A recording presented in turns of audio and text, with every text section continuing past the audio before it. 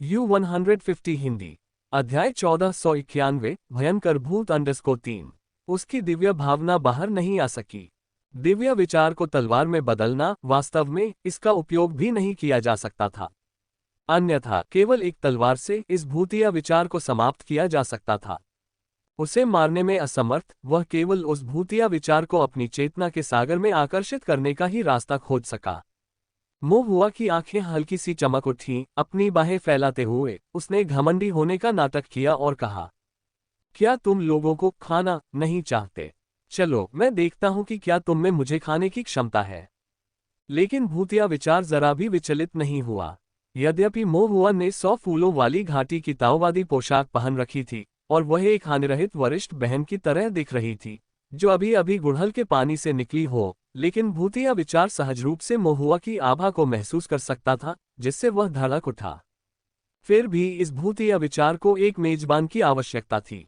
कमरे में हुआ कियान के अलावा, जो बेहोश हो गई थी और जिसके चेतना सागर को मोहुआ ने सील कर दिया था, मोहुआ ही एकमात्र जीवित व्यक्ति बचा था।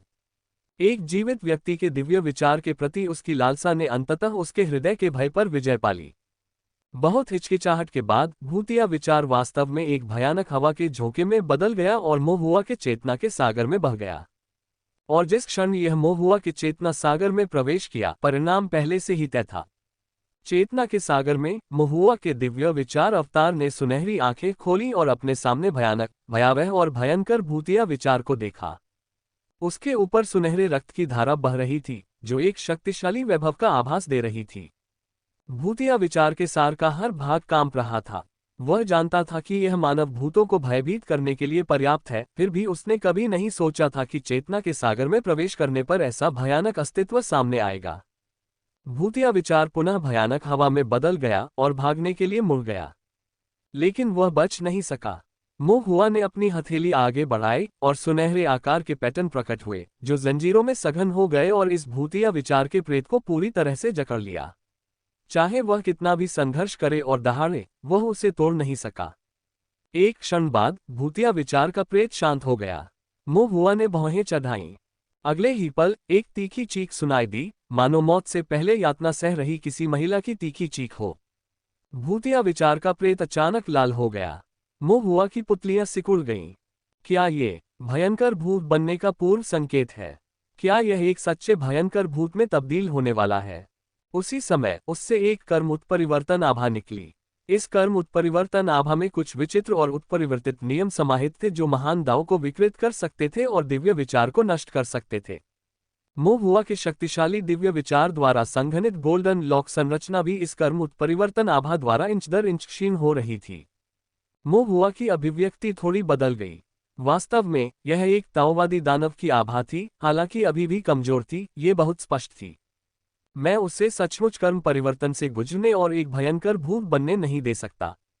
मोहुआ ने आह भरी और उसके हाथ में एक सुनहरी तलवार प्रकट हुई, जिसने एक ही तलवार से भूतिया विचार के माथे को भेद दिया।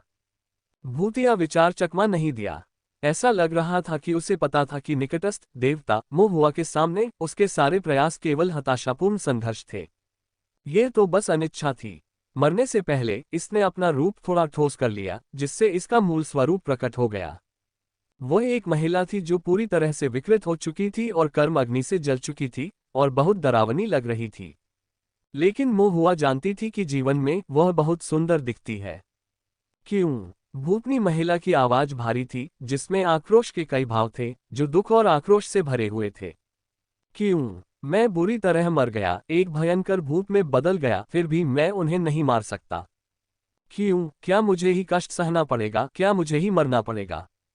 सिर्फ इसलिए कि मेरे पास एक सुंदर खोल था। मैं भूत बनकर भी अपना बदला क्यों नहीं ले सकता? क्यों? जीवित या मृत, मुझे ही मरना चाहिए। स्वर्गीय दाव न्यायपूर्ण होने का दावा करता है। वह कहाँ है? वह बहुत ही बुरी तरह हंसी, रात में उल्लू की तरह। मोहुआ को उसे अंडाकार चेहरे वाली नाजुक, विनम्र और शांत वरिष्ठ बहन ये जिन के साथ जोड़ना मुश्किल लगा। एक पल के लिए मोहुआ को सहानुभूति महसूस हुई, लेकिन इस भूतिया विचार को, जो पहले ही भयंकर भूत बनने की दिशा में आधा कदम आगे बढ़ चुका था, मरना ही था। मोहुआ ने गहरी सांस ली, उसकी निगाहें दृढ़ थीं और वह धीरे से बोला, अगर तुम दुनिया में रहोगे तो सिर्फ निर्दोषों की अंधाधुंध हत्या करोगे, शांति से जाओ। जिन्हें तुम मारना चाहते हो, मैं तुम्हारे लिए उन्हें मार दूंगा। स्वर्गीय दाव भले ही न्यायपूर्ण न हो, लेकिन जैसे तुम्हारी शिकायत मेरे हाथों नष्ट हुई, वैसे ही तुम्हारे शत्रु भी मेरे हाथों मरेंगे। मोहुआ की आवाज ठंडी और करुणामय थी। भूतनी औरत दंग रह गई। वह वहीं मुंह खड़ा रहा और मोहुआ की तलवार की रोशनी से उसे शक्ति के टुकड़ों में काटता रहा। लेकिन उसी समय उसका क्रूर चेहरा धीरे धीरे बिखरने लगा और उसके शरीर पर झुलसने के निशान धीरे धीरे ठीक होने लगे, और ऐसा प्रतीत होने लगा कि वह वापस सौम्य और सुंदर वरिष्ठ बहन ये में बदल गई है। उसने मोहुआ को गहराई से देखा। मोहुआ की आंखों में देखते हुए उसकी आवाज उतनी ही नाजुक और सुंदर थी जितनी कि जब वह जीवित थी। उसने सिर हिलाया और कहा, ठीक है। उसके बाद तलवार की रोशनी चमक उठी। उसका स्वरूप, आक्रोश और कर्म परिवर्तन से उत्पन्न भयंकर भूत सब एक साथ नष्ट हो गए। लेकिन उसी समय मोहुआ को यह महसूस हो गया कि कारण और प्रभाव का एक धागा उसे उलझा रहा है। ये कारण और प्रभाव के संदर्भ में एक प्रकार का वादा है। इसके अलावा उसने कर्म परिवर्तन से भयंकर भूत के प्रति जो प्रतिज्ञा की थी। स्वर्ग का जाल विशाल और ढीला है, लेकिन कुछ भी उससे बच नहीं सकता। अच्छाई से अच्छाई पैदा होती है, बुराई से बुराई पैदा होती है। इस दुनिया में अच्छे लोग मर सकते हैं, लेकिन बुरे लोग जीवित नहीं रह सकते। मोहुआ की निगाहें तलवार की तरह तेज थीं। उन्होंने चारों ओर नजर घुमाई, अपनी दिव्य इंद्रियों को मुक्त कर अपनी चेतना के सागर का निरीक्षण किया और पुष्टि की कि वहां कोई असामान्यता नहीं है। उसके बाद ही वे चेतना के सागर से बाहर निकले। दिव्य अनुभूति प्राप्त हुई। मोहुआ ने अपनी आंखें खोली। कमरा झुलसने के निशानों से भरा था, लेकिन यिन क्यूई का प्रभाव काफी कम हो गया था और उस डरावनी ठंडी अनुभूति का कोई निशान नहीं था। मानो किसी प्रकार की लंबे समय से चली आ रही शिकायत का समाधान हो गया हो, या शायद ये शिकायत उसके अपने कारण और प्रभाव से जुड़ी हुई थी। मोहुआ ने चारों ओर देखा और पाया कि हुआ कियान अभी भी जमीन पर पड़ी हुई है, इसलिए वह तुरंत उसे उठाने के लिए आगे बढ़ा, उसकी सांस की जांच की और उसके बाद ही उसने राहत की सांस ली। कोई बड़ी बात नहीं। उसने जो प्रहार किया वह भारी नहीं था। आखिरकार वह शरीर साधना में नहीं था। उसके बेहोश रहने का कारण शायद ये था कि वह कुछ समय के लिए भयंकर भूत के कब्जे में थी। उसकी दिव्य अनुभूति प्रभावित हुई थी और कुछ हद तक क्षीण हो गई थी, जिसके कारण वह अभी भी कोमा में है। लेकिन दूसरों की चेतना के सागर के अंदर के मामलों के संबंध में मोहुआ शक्तिहीन था। वह केवल अपनी चेतना के सागर में ही समस्याओं का समाधान कर सकता था, भले ही वह किसी दुष्ट देवता का अवतार ही क्यों न हो। एक बार जब वह उसकी चेतना के सागर में प्रवेश कर जाता, तो वह उसे नंगा कर देता, उसे विषमुक्त कर देता और उससे लोहे की प्लेट ग्रिल बना देता। लेकिन अन्य लोगों की चेतना के सागर में उसके पास कोई रास्ता नहीं था। यहाँ तक कि वास्तविकता में बुरी आत्माएं भी, जब तक वे उसकी चेतना के सागर में प्रवेश नहीं करती, मोहुआ अस्थायी रूप से उनसे निपट नहीं सकता था। मोहुआ ने हल्के से आह भरी, फिर हुआ कियान के शरीर को हिलाया। बड़ी बहन, अरे बड़ी बहन, उठो। लेकिन इससे पहले कि वह हुआ कियान को जगा पाता, मोहुआ की अभिव्यक्ति अचानक बदल गई। कोई व्यक्ति, एक महिला किसान जो शायद यहाँ की हलचल से परिचित थी, धीरे धीरे पास आ रही थी। अच्छा नहीं है, मोहुआ ने एक पल के लिए सोचा, फिर तुरंत छिपाने की तकनीक का प्रयोग किया। हालांकि ऐसा करने के बाद भी उनका फिगर गायब नहीं हुआ। मोहुआ आश्चर्यचकित रह गया। क्या चल रहा है? उन्होंने आसपास के वातावरण को महसूस किया और तभी उन्हें आश्चर्य हुआ कि 100 फूलों वाली घाटी के संपूर्ण शिष्य निवास को बड़ी चतुराई से एक एक्सपोज शैडो संरचना के साथ तैयार किया गया था। अनुमानतः कम से कम तृतीय श्रेणी का होगा। जब मोहुआ वहां पहुंचा तो उसने डर के मारे अपनी दिव्य इंद्रियों को चारों ओर देखने के लिए प्रेरित नहीं किया, इसलिए उस समय उसे इसका पता नहीं चला। मोहुआ को थोड़ा सिरदर्द महसूस हुआ। मैं कुछ नहीं कर सकता, उसने एक पल के लिए सोचा, फिर हुआ कियान के भंडारण बैग में टटोला, कुछ फूल पाए और उनमें से कुछ संयोग से मैग्नोलिया थे। मोहुआ ने मैग्नोलिया को उस स्थान पर रखा जहां ये जिन ने आत्मदाह किया था और उसकी मृत्यु हो गई थी। फिर वह हुआ कियान के पास वापस आया। चिंतित होने का नाटक करते हुए उसने उसके शरीर को हिलाया और उत्सुकता से बुदबुदाया, वरिष्ठ बहन क्या हुआ? वरिष्ठ बहन उठो। किसान की उपस्थिति निकट आ गई। पैरों की आहट धीमी सुनाई दे रही थी। कुछ ही देर बाद 100 फ्लावर वैली के ताओवादी परिधान और भारी मेकअप में सजी एक महिला दरवाजे पर प्रकट हुई। उसने सतर्क भाव से कमरे में देखा, हुआ कियान को जमीन पर लेटा हुआ देखा, और हुआ कियान के सामने खड़ा था, उसका चेहरा चिंता से भरा हुआ था। जैसे ही महिला ने मोहुआ की ओर देखा, मोहुआ ने अपनी आंख के कोने से उसका सूक्ष्मता से आकलन किया। एक नज़र में मोहुआ आश्चर्यचकित हुए बिना नहीं रह सका। इस महिला को उसने वास्तव में पहचान लिया। नए साल के दौरान गू परिवार के आंगन में जब एल्डर गू होंग ने अंकल गू के लिए एक ब्लाइंड डेट की शुरुआत की, तो एक चित्र प्रदर्शित किया गया। मोहुआ ने भी वह चित्र देखा था, और चित्र में जो व्यक्ति था वह वास्तव में उसके सामने खड़ी भारी श्रृंगार में सजी हुई महिला थी। मोहुआ को अपना नाम याद आया, ऐसा लग रहा था। हुआरुयू। मोहुआ ने उसे फिर से देखा और महसूस किया कि इस महिला का चेहरा वास्तव में एक सुंदर और नाजुक था, जैसे कि एक फूल या जैद, लेकिन उसका मेकअप अत्यधिक था, पाउडर बहुत मोटा लगाया गया था, और उसकी भौहों के बीच तुच्छ आकर्षण का आभास था। इस समय उसकी निगाहें तेज थीं और मोहुआ की ओर देखते हुए उसमें सावधानी का भाव था। तुम यहाँ क्या कर रहे हो? हुआरुयू ने सावधानी से पूछा। मोहुआ हकलाते हुए वह कारण बताया जो उसने अभी सोचा था। सिस्टर कियान ने कहा कि सिस्टर जिन एर का निधन हो गया है, उनके लिए शोक मनाने वाला कोई नहीं है, उन्हें श्रद्धांजलि देने वाला कोई नहीं है, और हर बार जब वह इसके बारे में सोचती हैं, तो उनका दिल दर्द में होता है। वह सो नहीं पाती हैं या खा नहीं पाती हैं, इसलिए उन्होंने सिस्टर जिन एर को श्रद्धांजलि देने के लिए मैग्नोलिया फूल तैयार किया, जिसे सिस्टर जिन एर जीवन में सबसे ज्यादा प्यार करती थीं। मोहुआ की आवाज स्वाभाविक रूप से स्पष्ट थी और अब धीरे से बोलते हुए इसमें एक तटस्थ और कुछ हद तक चुंबकीय गुणवत्ता थी, जो जगह से बाहर नहीं लग रही थी। हुआरुयू ने संदेह नहीं जताया, बल्कि उसने अपनी भौहें थोड़ी सिकोड़ लीं। सम्मान दें। उसने अपना सिर घुमाया और उस स्थान को देखा जहां जिन एर ने खुद को जलाया था। अब वह स्थान वास्तव में कुछ सफेद मैग्नोलिया से सुसज्जित था। इन्हें मोहुआ ने ही वहां रखा था। हुआरुयू के दिल में संदेह थोड़ा कम हो गया जब उसने हुआ कियान की ओर देखा और फिर पूछा, कियान को क्या हुआ? मोहुआ घबरा गया और धीरे से बोला, मुझे भी नहीं पता। सिस्टर जिन एर कमरे में आई, मैग्नोलिया रखा, सिस्टर जिन एर से कुछ शब्द कहे और फिर अचानक पीली पड़ गईं और बेहोश हो गईं। मुझे नहीं पता कि यह अत्यधिक उदासी के कारण है या। मोहुआ ने चारों ओर देखा, उसकी अभिव्यक्ति भयभीत थी, आंखों में आतंक दिख रहा था। या अगर वह सिस्टर जिन एर के कब्जे में थी। जैसे ही उसने ये कहा, कमरे में अचानक ठंडी हवा चलने लगी। हुआरुयू का चेहरा तुरंत राख सा हो गया। उसने डर के मारे इधर उधर देखा, फिर खुद को शांत करने की कोशिश की और गुस्से से दांतते हुए बोली, आप क्या बकवास कर रहे हैं? दिन के उजाले में हमारी प्रतिष्ठित 100 फ्लावर वैली में भूत प्रेत जैसी कोई चीज नहीं होती।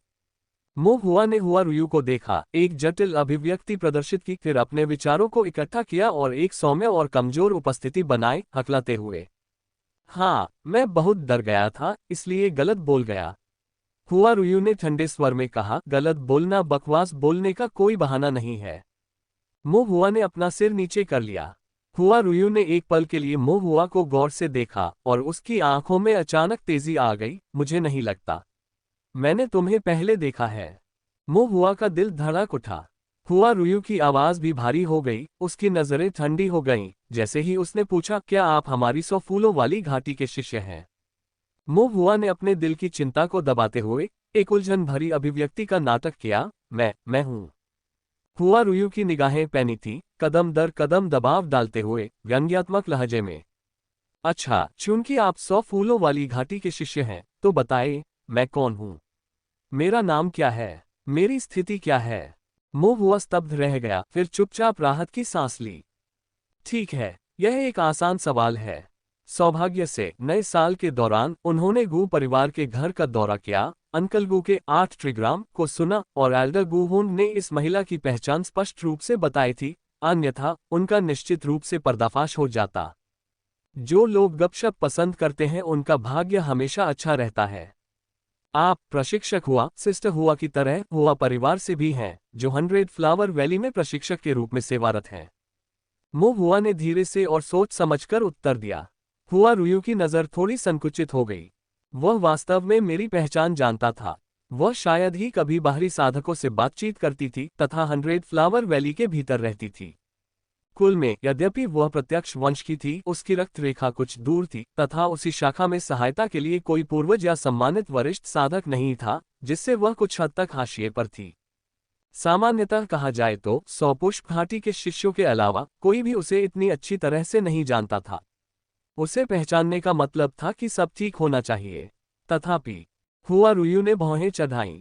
इस अत्यंत सुंदर शिष्या के बारे में उसे कोई प्रभाव क्यों नहीं पड़ता। लेकिन फिर उसने सोचा कि 100 फूलों वाली घाटी में इतने सारे शिष्यों के साथ एक या दो को नजरअंदाज करना उचित होगा। आपका नाम क्या है और आप किस परिवार से हैं? मुंह हुआ बोलने ही वाले थे, लेकिन अचानक उन्हें प्रेरणा का एक झटका लगा और उन्होंने आत्महीनता का भाव प्रकट किया। ईमानदारी से कहूं तो प्रशिक्षक, मैं एक तृतीय श्रेणी के परिवार से हूं, मेरी पृष्ठभूमि बहुत अच्छी नहीं है और मेरा नाम है।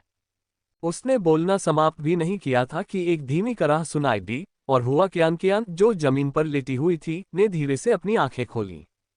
मुंह हुआ खुश हुआ, बहन तुम जाग रही हो। हुआ कियान का सिर अभी भी कुछ चक्कर खा रहा था। मुंह हुआ को देखते ही उसने अपना मुंह खोला और कहा, मुंह हुआ ने चुपके से उसकी आस्तीन खींची और उसे देखा। हुआ कियान को झटका लगा और फिर उसे एहसास हुआ कि कमरे में और भी लोग हैं। उसकी अभिव्यक्ति आशंकित हो गई और उसने धीरे से अपना सिर घुमाया और हुआ रुयू को देखा, फिर राहत की लंबी सांस ली। तो ये सिस्टर यू है। हुआ रुयू की अभिव्यक्ति तुरंत बदल गई। उसने हुआ कियान के साथ अत्यंत दयालुता से व्यवहार किया, यहां तक कि प्यार से डांटा, तुम छोटी लड़की, तुम यहां क्या कर रही हो? मुंह हुआ ने तुरंत चुपके से हुआ कियान की आस्तीन को फिर से खींचा और उसे अपनी आंखों से संकेत दिया। हुआ कियान ने मुंह हुआ की निगाहों का अनुसरण किया। पास ही रखे मैग्नोलिया के फूलों को देखकर वह तुरंत समझ गई। उसके चेहरे पर दुख साफ झलक रहा था। मैं सिस्टर जिन एर से मिलने आई थी। हुआ रुयू ने विचारमग्न होकर देखा, फिर धीरे से आह भरी। उसकी अभिव्यक्ति सहानुभूतिपूर्ण थी। हम सभी जिन एर के मामले से बहुत दुखी हैं, लेकिन उसने आवेग में काम किया और हम असहाय हैं। ये वह स्थान है जहां जिन एर ने आत्महत्या की थी। बेहतर होगा कि आप भविष्य में यहां न आए, नहीं तो आप यादों से प्रभावित हो जाएंगे और आपकी साधना में देरी हो जाएगी। मृतक चले गए हैं, जो जीवित हैं वे केवल जीने का प्रयास कर सकते हैं। हुआ कियान चकित दिखी और उसने अपना सिर हिलाया। ठीक है, जल्दी से वापस जाओ, हुआ रुयू ने धीरे से कहा। हाँ, हुआ कियान ने सिर हिलाया। तो बहन हुआ, मैं पहले निकलूंगा। आगे बढ़ो। हुआ कियान ने एक बार फिर उस जगह की ओर देखा जहां ये जिन ने खुद को जलाया था। उदास दिख रही थी, फिर मुंह हुआ का हाथ पकड़ा और चली गई। हुआ कियान के चले जाने के बाद हुआ रुयू के चेहरे पर सौम्य भाव धीरे धीरे फिर से ठंडा हो गया। वह कमरे में इधर उधर घूमने लगी। उसे कुछ भी सामान्य नहीं लगा और अंत में उसकी नजर उस बिस्तर पर पड़ी जहां ये जिन ने आत्मदाह किया था, और सफेद मैग्नोलिया के फूल जो मोहुआ ने वहां रखे थे, उसकी नजरें अप्रिय थीं। मैग्नोलिया। हुआ रुयू ने ठंडी सांस ली। अचानक उसके दिल में ठंडक महसूस हुई, जैसे कोई उसे देख रहा हो। असहज महसूस करते हुए, अधिक देर तक रुकने की इच्छा न रखते हुए, वह कमरे से बाहर चली गई और दरवाजा बंद कर लिया। जैसे ही दरवाजा बंद हुआ, उसे अचानक मोहुआ का ख्याल आया और वह अपने दिल में उसकी प्रशंसा करने से खुद को नहीं रोक सकी। कितनी आकर्षक छोटी लड़की है। सबसे खास है वह अपरिष्कृत और दिव्य जैसी आभा, जो इस दुनिया में मेकअप और पाउडर से सजी अन्य महिलाओं से बिल्कुल अलग है। एक तृतीय श्रेणी का परिवार, न तो बहुत महान और न ही बहुत विनम्र। इतना अच्छा अंकुर मैंने पहले कैसे ध्यान नहीं दिया। हुआ रुयू को इस पर विश्वास करना कठिन लगा और उसे एक गुप्त खुशी महसूस हुई। उसने चुपचाप मोहुआ का चेहरा अपने दिल में उकेर लिया, फिर दरवाजा बंद कर दिया और सुंदर कदमों से चली गई। ... इस बीच 100 फूल घाटी के शीर्ष पर 100 फूल संप्रदाय की अलंकृत पोशाक पहने, ठंडे आचरण और अद्वितीय सुंदरता वाली एक महिला का ध्यान लगातार मोहुआ पर केंद्रित था, जो अब एक असामान्य अभिव्यक्ति दिखा रही थी। कमरे के अंदर का आक्रोश खत्म हो गया था। भूत भगाना, दिव्य मार्ग विरासत, क्या इस युवा किसान के पास पहले से ही ऐसे कौशल हैं? महिला के चेहरे पर हल्का सा आश्चर्य झलक रहा था। उसके ताओ साधना अनुभव में दिव्य मार्ग विरासत वाले साधक पहले से ही बहुत कम थे, और जो लोग दिव्य मार्ग की विरासत को इतनी हद तक सीख पाए कि वे भूत प्रेतों को नियंत्रित कर सकें और बुरी आत्माओं को भगा सकें, वे अधिकतर सदियों पुराने, गहन साधना, समृद्ध अनुभव और अत्यंत गहन दिव्य विचार वाले साधक थे। युवा लोग तो तुलना ही नहीं कर सकते। कम साधना, अस्थिर ताओवादी हृदय और अस्थिर दिव्य विचार वाले युवा साधक जब दुष्ट भूतों का सामना करते हैं तो वे अधिकतर उनके खिलौने या शिकार बन जाते हैं। अतः जो लोग दिव्य निर्माण गुरु के रूप में संसार का सामना करने और जीवित रहने में सक्षम थे, वे निश्चित रूप से पुराने लोग थे। महिला ने मो हुआ पर एक और नजर डाली, जो 100 फूल घाटी के शिष्य निवास से निकल रही थी। उसकी नजर थोड़ी सख्त हो गई। ये छोटा साधक, जो लगभग 20 वर्ष का प्रतीत होता है, उसकी पृष्ठभूमि क्या थी तथा उसका स्वामी कौन था, जो मृतक के भूतिया आक्रोश को दूर कर सकता था। उसकी अभिव्यक्ति उदासीन थी, उसके विचार उत्तेजित हो रहे थे। एक से अधिक बार उसने छोटे किसान को पकड़कर स्पष्ट रूप से पूछने के बारे में सोचा, लेकिन कुछ विचार विमर्श के बाद उसने यह विचार त्याग दिया। उसे पकड़ने से हंगामा मच जाएगा। एक पुरुष साधक 100 पुष्प घाटी में प्रवेश कर रहा है। यद्यपि यह पुरुष साधक बहुत बुरा नहीं था और उसने कोई अपमानजनक कार्य नहीं किया था, फिर भी यह आसानी से गपशप का कारण बन सकता था। महिलाओं से भरे एक संप्रदाय के लिए ये अफवाहें सबसे अधिक अप्रिय थीं। इसके अलावा, चूंकि वह युवा थे, इसलिए किसी साधक का दिव्य मार्ग ज्ञान में निपुण होना अत्यंत दुर्लभ था। और ऐसे शिष्य को सिखाने वाले, उसके गुरु, कोई साधारण व्यक्ति नहीं हो सकते थे। FREWebNovel.com। दिव्य विचार में निपुण साधकों को, चाहे वे स्वभाव से विलक्षण हो या रहस्यमय तरीकों से, आसानी से उत्तेजित नहीं किया जाना चाहिए। यह मानते हुए कि वह कोई भटकने वाला स्वच्छंद व्यक्ति नहीं था, न ही वह आनंद की तलाश में 100 फूलों की घाटी में आया था, बल्कि वह भूतिया खतरों को खत्म करने और साधकों की सुरक्षा के लिए आया था। उसने इस मामले पर आंखें मूंद लेने और आगे इस मामले को आगे न बढ़ाने का निर्णय लिया। महिला ने अपनी पीठ मोड़ ली और 100 फूलों की भविष्यवाणी डिस्क के सामने अपनी स्थिति में वापस आ गई। उसका इरादा फूलों के विकास के अपने अवलोकन को जारी रखने और भविष्य के स्वर्गीय रहस्यों की जानकारी प्राप्त करने का था। जैसे ही उसने अपनी दृष्टि केंद्रित की, उसकी पुतलियां तुरंत सिकुड़ गईं।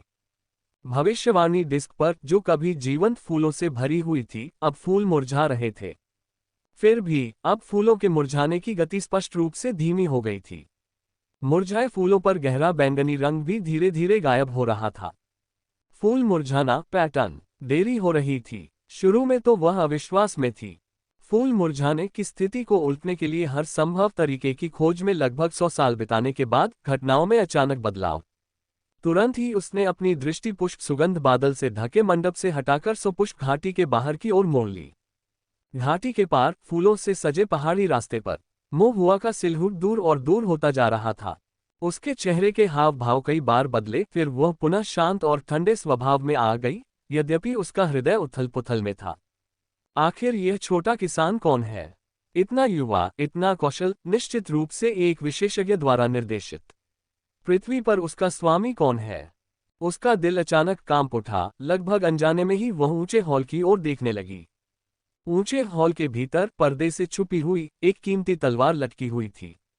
तलवार म्यान में रखी हुई थी और उसकी प्राचीन तलवार की आकृति सदियों से बंद पड़े खजाने जैसी लग रही थी, तथा उसकी तीक्ष्णता छिपी हुई थी।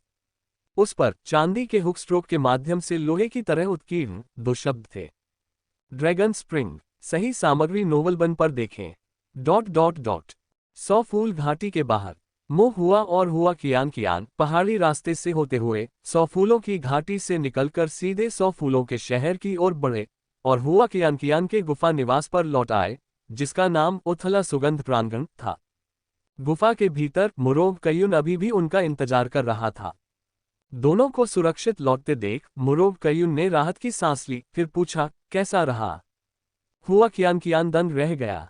जैसे ही वह दरवाजे के अंदर दाखिल हुई, उसे एक अजीब सी ठंडक महसूस हुई, और उसके बाद क्या हुआ, ये जाने बिना ही वह बेहोश हो गई। वह केवल अपना सिर घुमाकर मो हुआ को देख सकी। मो हुआ ने एक पल सोचा, फिर कहा, अब सब ठीक हो जाएगा।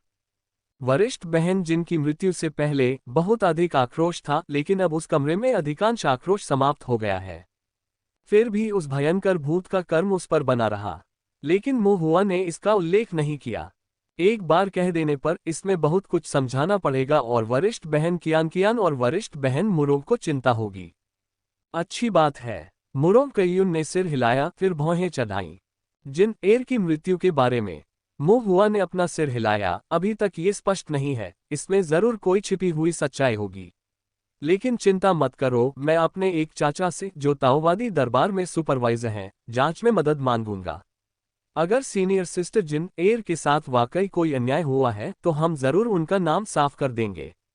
मुरोग कयुन को अपने दिल में राहत महसूस हुई। 100 फूलों की घाटी में 100 फूलों के शहर की ओर बढ़े और हुआ कियान के गुफा निवास पर लौट आए, जिसका नाम उथला सुगंध प्रांगण था। गुफा के भीतर मुरोग कयुन ने सिर हिलाया, फिर भौहें चढ़ाईं। जिन एर की मृत्यु के बारे में मो हुआ ने अपना सिर हिलाया, अभी तक ये स्पष्ट नहीं है, इसमें जरूर कोई छिपी हुई सच्चाई होगी। लेकिन चिंता मत करो, मैं अपने एक चाचा से, जो ताओवादी दरबार में सुपरवाइजर हैं, जांच में मदद मांगूंगा। अगर सीनियर सिस्टर जिन एर के साथ वाकई कोई अन्याय हुआ है, तो हम जरूर उनका नाम साफ कर देंगे। हुआ कियान ने भी अपनी आंखों में कृतज्ञता दिखाए और ईमानदारी से कहा, धन्यवाद जूनियर सिस्टमो। मो हुआ का चेहरा काला पड़ गया। उसे तुरंत एहसास हुआ कि उसने अभी भी 100 फूलों वाली घाटी का ताओवादी चोगा और उनके बालों की स्टाइल पहनी हुई है।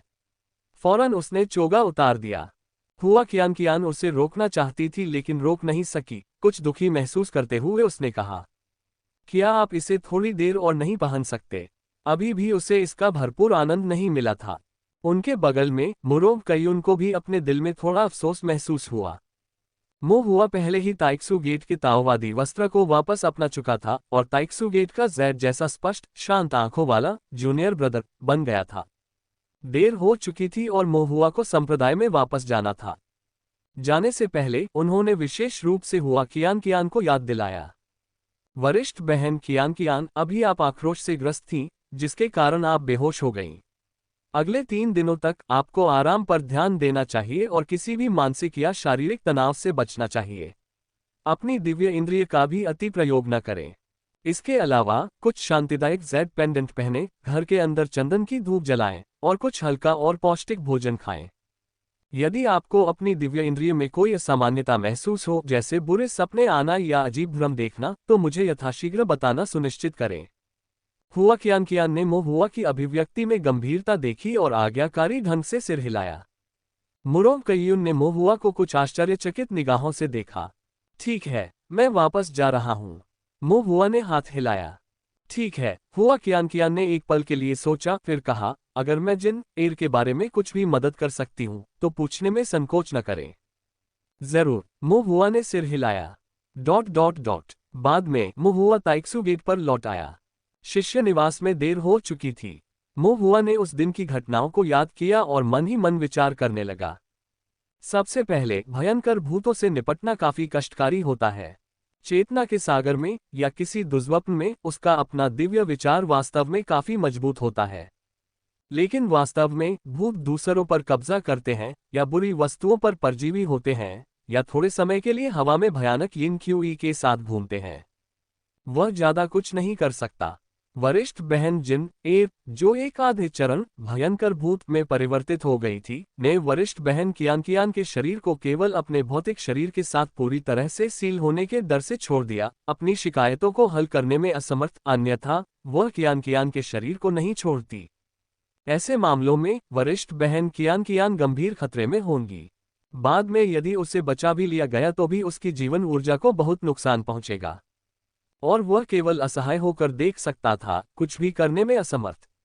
ऐसा लगता है कि मुझे दिव्य मार्ग के अंतर्गत भूत प्रेत भगाने और आत्माओं के दमन के तरीकों के बारे में और अधिक जानने की आवश्यकता है। अन्यथा भविष्य में यदि कोई छोटा सा दुष्ट भूत शक्तिशाली दिव्य विचार होने के बावजूद शरीर छोड़ने में असमर्थ, मारने या लड़ने में असमर्थ और ऐसे छोटे भूतों के खिलाफ कोई रास्ता न होने के बावजूद कार्य करने का साहस करता है, तो ये बहुत निराशाजनक होगा। अभी के लिए सबसे सुलभ दिव्य विचार को तलवार में बदलने की सच्ची तकनीक है। आंखों में तलवार की रोशनी भरने की तकनीक के लिए और अधिक अभ्यास की आवश्यकता है। इसके अलावा ताओवादी दानव भी है। सीनियर सिस्टर जिन एर की दुखद मृत्यु के बाद उसने पहले ही एक भयंकर भूत बनने के संकेत दिखा दिए हैं, जिसे आधा कदम भयंकर भूत माना जाता है। उसी समय उसके शरीर पर ताओवादी दानव के निशान दिखाई दिए। ताओवादी दानव, किसी कारण से जब भी ताओवादी दानव का उल्लेख होता है, महुआ अनायास ही अपने चाचा के बारे में सोचता है। उन्हें यकीन नहीं है कि यह भ्रम है या नहीं, लेकिन उन्हें हमेशा लगता है कि इस मामले में उनके चाचा की छाया है। हालांकि ध्यानपूर्वक सोचने पर ऐसा होना असंभव लगता है। ली माउंटेन सिटी में अपने अनुभव से ये ज्ञात है कि उनके चाचा पंथ परिवर्तन क्षेत्र में होने चाहिए और बहुत संभव है कि वे पंथ परिवर्तन के शिखर पर हों, स्वर्ग शून्य से बस एक कदम दूर। लेकिन किसी भी स्थिति में वह अभी तक स्वर्ग शून्य में नहीं है। और कियानिक्स्यू राज्य सीमा एक 5वीं श्रेणी का क्षेत्र होने के कारण कई महान परिवारों और महान संप्रदायों को आश्रय देती है, जिनमें कई स्वर्ग शून्य पूर्वज मौजूद हैं।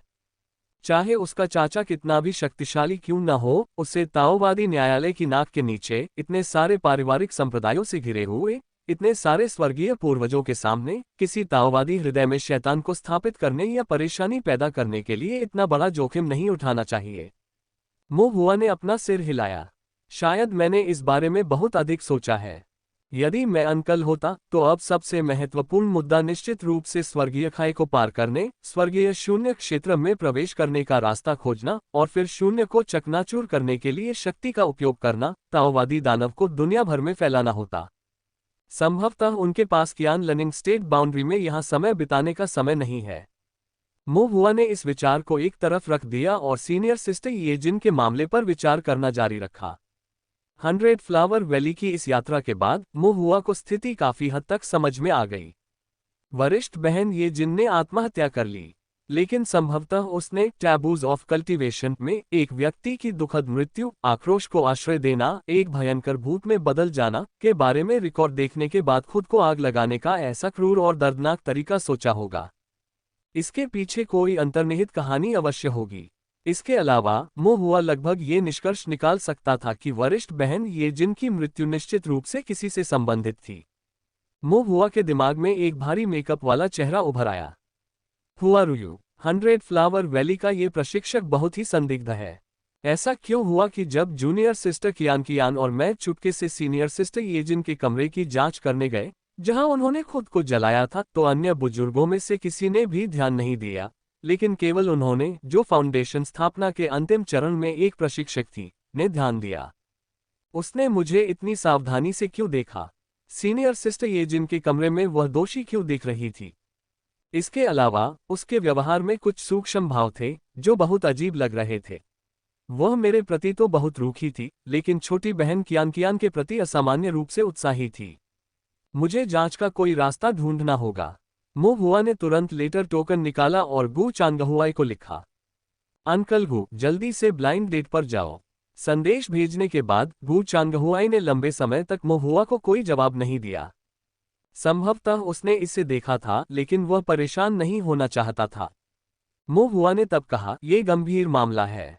ये संदेश भेजने के बाद मो हुआ को अचानक एहसास हुआ कि जो कोई भी किसी को ब्लाइंड डेट पर जाने के लिए कहता है, वह सोचता है कि वह गंभीर व्यवसाय कर रहा है। मो हुआ ने तुरंत कहा, ये सीनियर सिस्टर ये जिनकी मृत्यु से संबंधित है।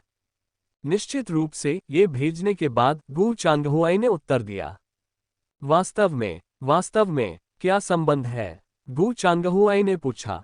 अभी तक निश्चित नहीं हूं, मो हुआ ने जवाब दिया, इसीलिए आपको ब्लाइंड डेट पर जाने की जरूरत है, उसे अपनी आंखों से देखने के लिए, उसकी पृष्ठभूमि के बारे में पूछने के लिए और दाओकोर्ट कैनन के रूप में अपने अनुभव का उपयोग करके ये तय करने के लिए कि क्या इस प्रशिक्षक हुआ को कोई समस्या है। मुझे ऐसा क्यों लग रहा है? गू चांगहुआई ने भौहें चढ़ाई कि तुम मुझे धोखे से ब्लाइंड डेट पर ले जा रहे हो। मो हुआ ने अवाक होकर उत्तर दिया, मैं आपको धोखा देने के लिए इतनी गंभीर बात का उपयोग कैसे कर सकता हूं? आखिरकार इसमें सीनियर सिस्टर येजिन की हत्या का मामला शामिल है। गू चांगहुआई ने थोड़ा सिर हिलाया, ये सोचकर कि यह बात सही है। यद्यपि मो हुआ अक्सर अविश्वसनीय था, फिर भी अधिकांश समय वह काफी भरोसेमंद तरीके से काम करता था। लेकिन गू चांगहुआई ने फिर भी मना कर दिया और कहा, मैं नहीं जा रहा हूं। क्यों नहीं? मैं पूछताछ के लिए जा सकता हूं, लेकिन ब्लाइंड डेट के लिए नहीं। मो हुआ ने झुंझलाहट के साथ जवाब दिया, अगर आप दाओकोर्ट कैनन की तरह पूछताछ करेंगे तो क्या इससे दुश्मन सतर्क नहीं हो जाएगा? ब्लाइंड डेटिंग कहीं ज्यादा बेहतर है, प्राकृतिक, दोषरहित, और आप जानकारी के बारे में उचित रूप से पूछताछ कर सकते हैं। अगर आप कुछ आपत्तिजनक सवाल भी पूछेंगे तो लोग आपको सामाजिक रूप से अयोग्य समझेंगे और किसी और चीज पर शक नहीं करेंगे। गू चांगहुआई, अंकल गू, कृपया जाए।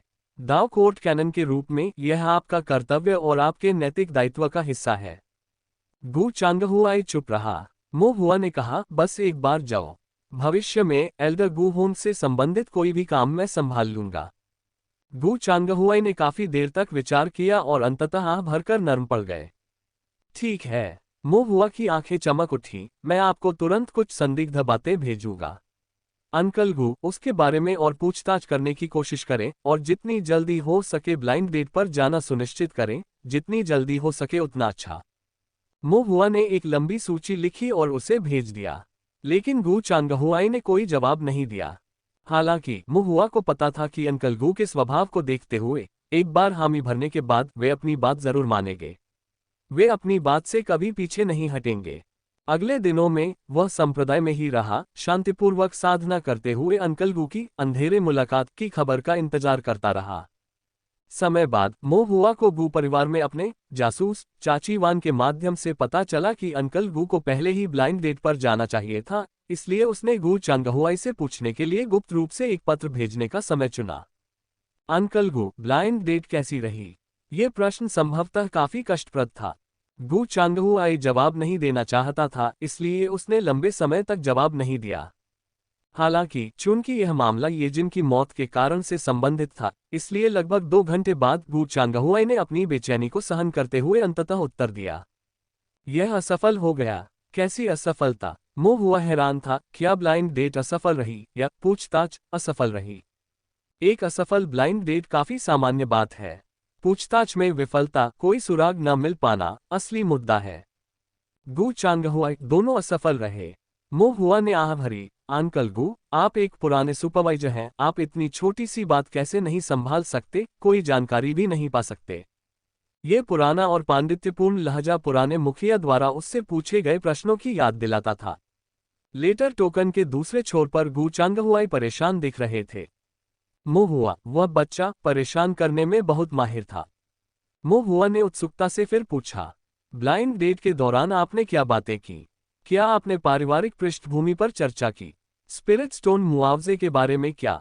ताओ साधना योजनाओं के बारे में क्या? प्रशिक्षक हुआ के बारे में आपकी क्या राय है? गू चांगहुआई इसे और अधिक सहन करने में असमर्थ, सीधे लेटर टोकन को बंद कर दिया, दृष्टि से दूर, दिमाग से दूर, और मो हुआ को नजरअंदाज कर दिया। मो हुआ असहाय महसूस कर रहा था। अंकल गू की सहनशीलता में सचमुच सुधार की आवश्यकता थी।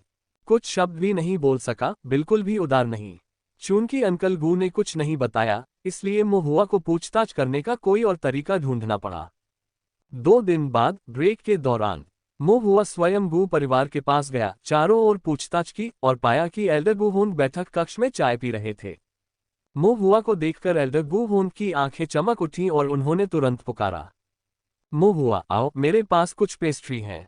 मो हुआ ने मन ही मन कहा, मैं अब बच्चा नहीं रहा।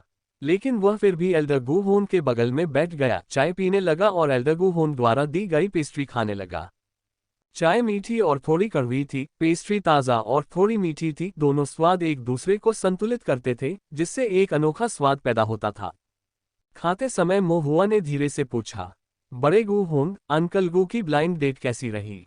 जैसे ही यह उल्लेख किया गया, एल्डर गू होन का चेहरा उतर गया, ऐसा प्रतीत हुआ कि वह काफी क्रोधित थे और उन्होंने मो हुआ से शिकायत की, देखो चांगहुआई, वह व्यक्ति एक जिद्दी खच्चर है, मूर्ख की तरह व्यवहार कर रहा है, बस अपनी अच्छी उपस्थिति को बर्बाद कर रहा है। पहली मुलाकात में युवती काफी देर तक उसके सुंदर चेहरे को देखती रही, शर्माती रही, लेकिन वह लकड़ी के एक टुकड़े की तरह था, एक शब्द भी नहीं बोल रहा था। और यह सबसे ज्यादा परेशान करने वाली बात नहीं है। सबसे ज्यादा गुस्सा दिलाने वाली बात तो यह है कि जैसे ही वह बैठा, चाय पीने से पहले ही उसने उससे ऐसे सवाल पूछने शुरू कर दिए जैसे वह किसी ताओवादी दरबार में हो और उससे किसी अपराधी की तरह पूछताछ कर रहा हो।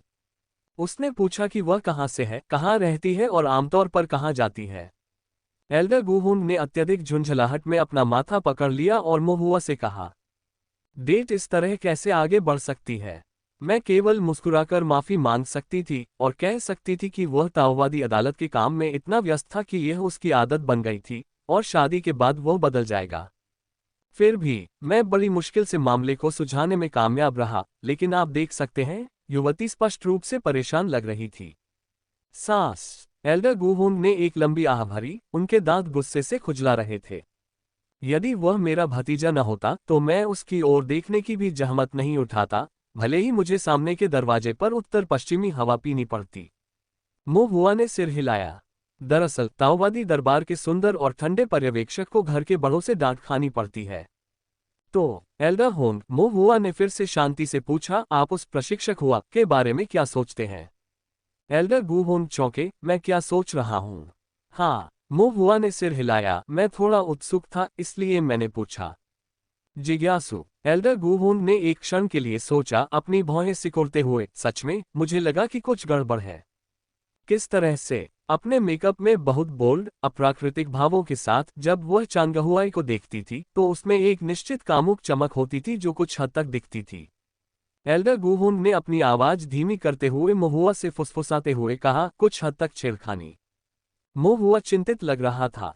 एल्डर गुहुन ने एक क्षण के लिए विचार किया, फिर उत्सुकता से कहा, उसका व्यवहार संप्रदाय प्रशिक्षक जैसा नहीं है, बल्कि ऐसा है।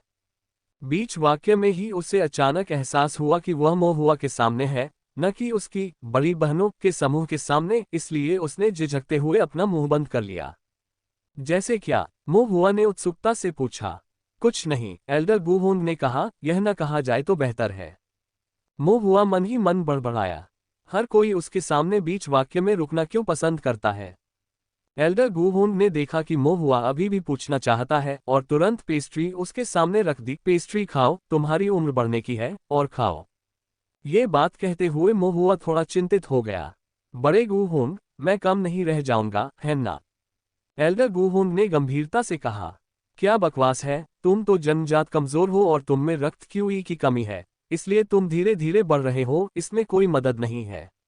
एक बार तुम्हारी साधना आगे बढ़ जाए तो तुम बदल जाओगे और निश्चित रूप से एक लंबे और सुंदर युवक बन जाओगे, चांगहुआई से भी ज्यादा। नहीं, चांगहुआई से भी ज्यादा सुंदर। आपका स्वभाव कोमल है, जैड की तरह परिष्कृत है, चांगहुआई के विपरीत, जो पत्थर की तरह जिद्दी है, जिससे निपटना पूरी तरह असंभव है। एल्डर गुहुन को ये बात बताते हुए अभी भी काफी गुस्सा आ रहा था। आप ही बताए, अगर उसमें थोड़ी भी अक्ल होती तो कितनी लड़कियां उसके इर्द गिर्द घूमती। मुझे इतना परेशान होने की क्या जरूरत है? उसकी मदद नहीं की जा सकती। महुआ ने पूछा, तो अंकल गु की भविष्य की ब्लाइंड डेट्स के बारे में क्या? हम और क्या कर सकते हैं? एल्डर गुहुन ने कहा, अभी तो इसे ऐसे ही रहने दो। थोड़ी देर में मैं उसके लिए दूसरा कहाँ ढूंढूंगा।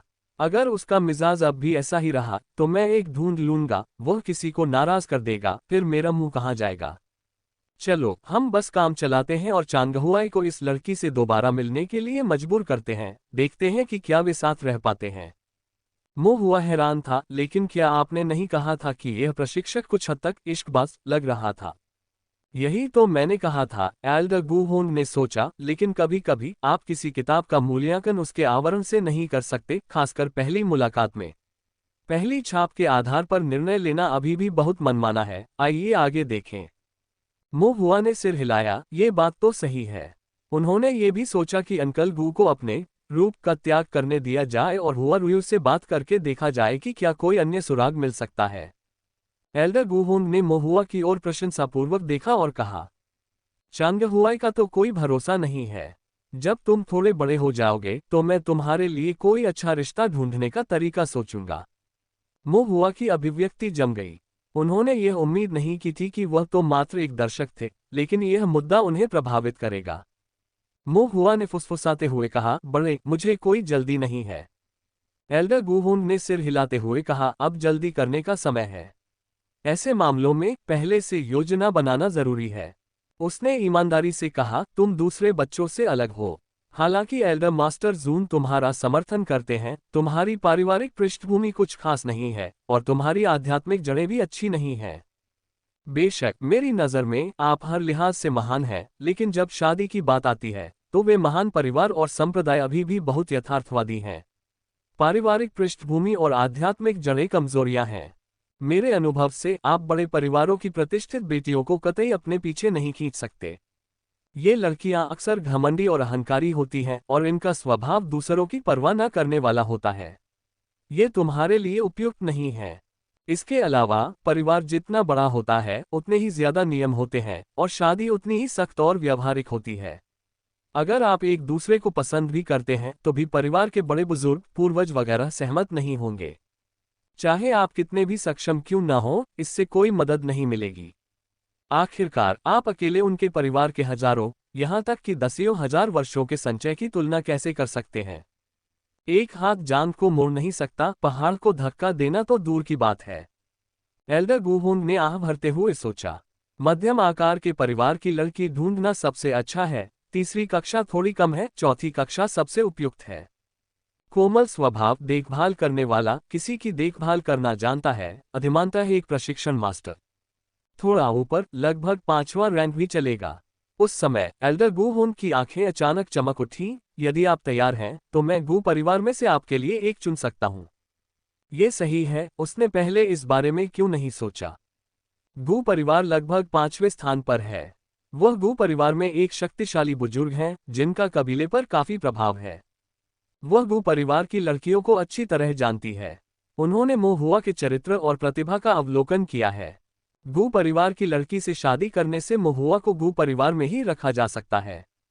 एल्डर गू हुन खुश हो गए और जल्दी से मोहुआ से पूछा, इसके बारे में क्या ख्याल है। मोहुआ को थोड़ा चक्कर आया। कृपया एल्डर हुन, इस मामले के लिए अभी भी बहुत जल्दी है। अभी जल्दी नहीं है, लेकिन आपको चिंता करने की जरूरत नहीं है। बस खेती पर ध्यान केंद्रित करें और मैं आप पर नजर रखूंगा। मोहुआ को देखते हुए एल्डर गू हुन की आंखें चमक उठी। मोहुआ इसे बर्दाश्त नहीं कर सका, जल्दी से बोला, मैं अंकल गू की जांच करने जा रहा हूं। उसने ये कहा और फिर एक झटके में भाग गया। एल्डर गू हुन ने मुस्कुराते हुए अपना सिर हिलाया और मोहुआ को छोड़ दिया, लेकिन उन्होंने चुपचाप इस बात को अपने दिल में ही रखा। एक क्षण विचार करने के बाद वह बुदबुदाए, मुझे उसके लिए एक लाल धागा बांधना है और देखना है। वह स्वभाव से ही अधीर थी, जो भी सोचती तुरंत कर डालती। यही सोचकर वह अपने बड़े भाई के कमरे में लौटी और एक बक्से से गू परिवार की वंशावली निकाली। वंशावली के भीतर एक अलग पृष्ठ था जिसमें गू परिवार की लड़कियों के नाम और जन्मतिथि दर्ज थी।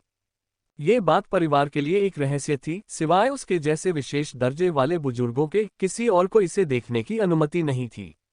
एल्डर गू हुन ने एक लाल डोरी निकाली। उनकी आंखों में लाल रोशनी चमक उठी जब उन्होंने डोरी को वंशावली में लड़कियों के नामों पर एक एक करके घुमाया। मुझे आश्चर्य है कि गू परिवार में किस छोटी लड़की का भाग्य मोहुआ के साथ है। उसने चुपचाप सोचा, लेकिन काफी देर तक मार्गदर्शन करने के बाद भी लाल डोरे की ओर से कोई प्रतिक्रिया नहीं हुई। एल्डर गू हुन की भौहें तन गईं, उनकी आंखें और भी तेज चमक उठीं। फिर अगले ही पल अचानक एक बदलाव आया। उसके हाथ में लाल डोरी अचानक टूट गई। एल्डर गू हुन आश्चर्यचकित रह गए। यदि तार नहीं जुड़ सकता था तो वह नहीं जुड़ सकता था, लेकिन वह टूट क्यों गया? उसके पास कोई विकल्प नहीं था सिवाय इसके कि वह एक और लाल धागा ले। फिर मन ही मन एक मंत्र पढ़े। उसकी आंखें चमक रही थीं और वह मोहुआ के लिए लाल धागा बांधती जा रही थी।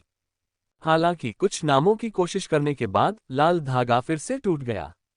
एल्डर गू हुन को इस बात पर यकीन नहीं हुआ। उन्होंने कई बार कोशिश की, लेकिन हर बार वह टूट गया। उसकी अभिव्यक्ति गंभीर हो गई। ये संयोग नहीं है, हो सकता है। एल्डर गू हुन की निगाहें केंद्रित हो गईं जब उन्होंने एक और भी मोटी लाल डोरी निकाली, जो सुनहरे धागों से बुनी हुई थी और लाल जेड से जड़ी हुई थी, जो गोल्डन जेड मैरिज लाल डोरी का प्रतीक थी। आज मुझे इस पर विश्वास नहीं हो रहा है। एल्डर गू हुन ने मोहुआ के लिए लाल धागा बांधना जारी रखा। गोल्डन जेड मैरिज वाली लाल डोरी वाकई असाधारण थी। हालांकि उसने कई बार कोशिश की, लेकिन कोई फायदा नहीं हुआ। फिर भी लाल डोरी बरकरार रही। यहां तक कि जब वह गू परिवार की एक प्रत्यक्ष वंशावली लड़की के नाम पर डोरी लेकर आए तो डोरी पर एक हल्की प्रतिक्रिया हुई। एल्डर गू हुन के चेहरे पर थोड़ी खुशी थी, लेकिन उसी समय चिंता की लहर उन पर छा गई। उसने नीचे देखा। एक क्षण में शून्य की एक लाल लौ ने डोरी को घेर लिया और उसे पूरी तरह जला दिया। न केवल लाल धागा जल गया, बल्कि उस पर लगे सुनहरे धागे एक एक करके टूट गए और जड़ा हुआ लाल जेड धूल में बदल गया। एल्डर गू हुन मौके पर ही दंग रह गए। लाल धागे सब टूट गए थे। गोल्डन जेड मैरिज को भी जला दिया गया। ऐसा लगता है कि मोहुआ के लाल धागे उसे जोड़ने के लिए नहीं थे। अंदर के विवाह बाहरी लोगों के लालच को बर्दाश्त नहीं कर सकते। एल्डर गू हुन के दिल में धीरे धीरे संदेह पैदा हो गया। उनका चेहरा पीला पड़ गया और वे बुदबुदाने से खुद को नहीं रोक सके। मोहुआ, ये बच्चा, भविष्य में इसकी शादी किससे होने वाली है? कैसा भयानक व्यक्ति है। अल्पविराम। दूसरी ओर इस बात से अनभिज्ञ कि एल्डर हॉन्ग ने कितने लाल धागे काटे थे, मोहुआ गू परिवार के चारों ओर घूमता रहा और अंततः एकांत अध्ययन कक्ष में गू चांगहुआई को खोज निकाला। अंकल गू, मैंने एल्डर हॉन्ग से बात की है और उन्होंने अभी आपके लिए विवाह संबंधी व्यवस्था न करने का निर्णय लिया है, मोहुआ ने सीधे कहा। गू चांगहुआई ने कुछ संदेह जताया। चाची इतनी आसानी से हार नहीं मानती। पहले ये हमेशा ऐसा ही होता था, आंटी गू होन कहती थी, मैं अब तुम्हारे साथ परेशान नहीं होऊंगी। लेकिन 10 दिन या आधे महीने के बाद, ज्यादा से ज्यादा 1 या 2 महीने बाद, वह कहती थी, मैंने तुम्हारे लिए एक और लड़की चुनी है, तुम्हें वह जरूर पसंद आएगी, उससे मिलने के लिए कुछ समय निकालो। सच में? मो हुआ ने सिर हिलाया, लेकिन एक छोटी सी शर्त है। गु चांगहुआई ने जैसा अपेक्षित था वाली नजर से पूछा, क्या स्थिति है? मो हुआ ने कहा, आपको 100 फूलों वाली घाटी के प्रशिक्षक हुआ से फिर मिलना होगा, बातचीत करनी होगी और सुरागों की जांच करनी होगी। गु चांगहुआई ने भौहें चढ़ाईं, क्या ये चाची की हालत है? मो हुआ ने स्पष्ट रूप से स्वीकार किया, पहली बात एल्डरहोंग ने कही थी, दूसरी बात मैंने जोड़ी थी। गु चांगहुआई चुप था। वह उबाऊ लोगों, विशेषकर उबाऊ महिलाओं से निपटना नहीं चाहता था। मो हुआ ने गंभीरता से कहा, इस मामले में अब तक यही एकमात्र सुराग बचा है। मेरी उम्र में मैं आपको मंगनी में मदद नहीं कर सकता। अंकल गु, अगर आप जांच नहीं करेंगे तो दुनिया में एक और अन्याय आत्मा होगी। सीनियर सिस्टर येजिन बिना आंखें बंद किए मर जाएंगी। अनुभवी गु चांगहुआई मोहुआ के कुछ शब्दों से प्रभावित नहीं हुए। लेकिन मोहुआ वास्तव में गलत नहीं था। मंगनी अप्रासंगिक है, लेकिन मामले की जांच होनी चाहिए। ठीक है, गु चांगहुआई ने आह भरी, मैं उससे मिलने के लिए कुछ समय लूंगा। मो हुआ ने सलाह दी, विनम्र बनो, दाओ कोर्ट कैनन के रवैये का दिखावा मत करो, यदि आवश्यक हो तो एक शालीन सज्जन का आचरण अपनाने की कोशिश करो। गु चांगहुआई ने मो हुआ को एक धुंधली नजर से देखा, तुम क्यों नहीं जाते? मो हुआ ने अजीब तरह से हंसते हुए कहा, ये वयस्क मामला अंकल गु के लिए अधिक उपयुक्त है। आखिरकार आपकी उम्र 200 साल से भी अधिक है। गु चांगहुआई ने भौहें चढ़ाईं, वह बहुत परेशान दिख रहा था। अल्पविराम ब्रेक के बाद मो हुआ संप्रदाय में वापस आ गया। उनके अनुमान के अनुसार अंकल गु 1 या 2 दिन की मनोवैज्ञानिक तैयारी करेंगे और फिर तीसरे दिन 100 फूल घाटी से प्रशिक्षक हुआ से मिलेंगे। चौथे दिन संभवतः दोनों की मुलाकात होगी। यदि अंकल गु को वास्तव में कुछ पता चल पाता है तो वह 4 या 5 दिन बाद होगा। इस अवधि के दौरान मो हुआ ने अपना अधिकांश समय रिफाइनिंग डेमन माउंटेन पर बिताया। ताइक्सू गेट के चल रहे ताओ साधना पाठ्यक्रमों में एक नया राक्षस शिकार वर्ग खोला गया, जिसमें औपचारिक रूप से शिष्यों को परिष्कृत दानव पर्वत के भीतर राक्षस जानवरों का कुशलतापूर्वक शिकार करना सिखाया गया। ये पाठ्यक्रम परंपरा के अनुसार खोला गया। पिछले वर्षों के ताइक्सू गेट के शिष्य संप्रदाय में शामिल होने के अपने 5वें वर्ष में राक्षस शिकार में भाग लेने के लिए औपचारिक रूप से और व्यापक रूप से रिफाइनिंग डेमन माउंटेन में प्रवेश करेंगे।